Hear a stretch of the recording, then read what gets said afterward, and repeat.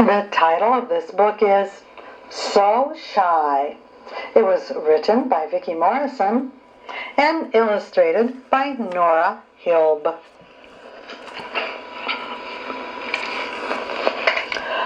Jake sat alone on the beach.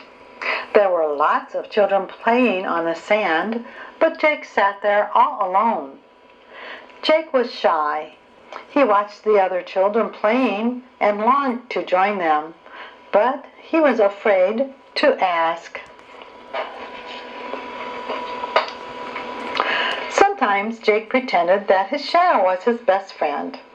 He wasn't shy at all with his shadow. Everywhere that Jake went, so did the shadow. They played on the beach together, running through the waves that crashed along the shore. They built their own sand castle with walls so high that nobody could get inside, except, of course, Jake and his shadow. Well, that's a pretty castle. But shadows can't talk, so Jake never laughed or joked with his best friend. "You're the only friend I've got," said Jake sadly. He held out his hand and tried to touch his shadow. "You're great, but I wish I could have a real friend, one who could talk to me. I just need to be brave enough to find one." His shadow nodded. Jake and his shadow walked to the playground. Jake stood on the path and watched the other children racing around having fun. He really wanted to join them, but he was just too shy to ask.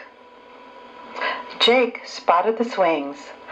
"Do you want to ride on those swings?" he asked his shadow. His shadow nodded and moved quickly toward the swings, pulling Jake behind him. Together they flew high in the air. "That was fun," said Jake, hopping off the swing. "Do you want to play on the rocks now?" His shadow nodded, and with Jake by his side, jumped from rock to rock, all along the shore. Jake thought he'd try something harder. "Do you want to climb that big tree and hang on like monkeys?" he asked his shadow. His shadows nodded. Together, they slowly climbed up the branches, all the way to the top, and carefully, his shadow helped Jake back down to the ground.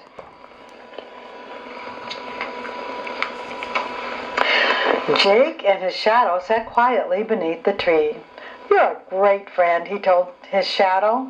"You can swing and jump and climb." Jake sighed. "If only you could talk." His shadow nodded. Suddenly, Jake heard someone crying. He turned, and there stood a little girl. "What's wrong?" asked Jake.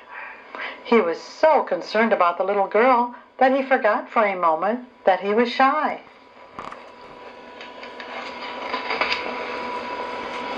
"My cat is up in the tree," said the little girl. "She can't get down, and I'm too scared to climb up."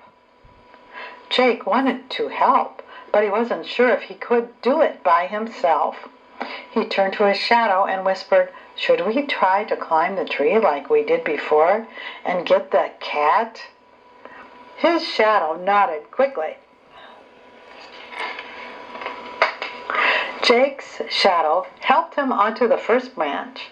Then Jake began to climb. He was thinking so hard about where to put his feet that he didn't notice that his shadow was still on the ground. "Come here," Jake whispered to the cat. "I'm going to help you." Jake cuddled the cat in his arms and carried her safely back down the tree. That's when he saw his shadow waiting on the ground. "Wow," he thought, "I did it all by myself."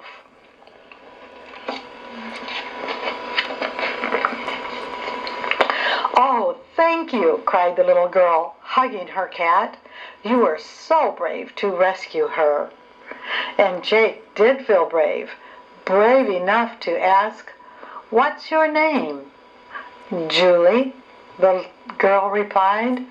Jake and Julie sat beneath the tree. When Jake turned, he saw that his shadow was sitting there too, right next to Julie's shadow. Soon, Jake and Julie were talking and laughing together, and so were their shadows. Jake liked it when Julie also had a shadow for a friend. Maybe she was a little shy too, he thought. But he liked it even better that he and Julie were real friends.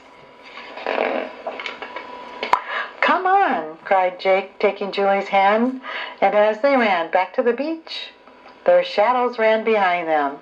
4 friends having a wonderful time together. The end.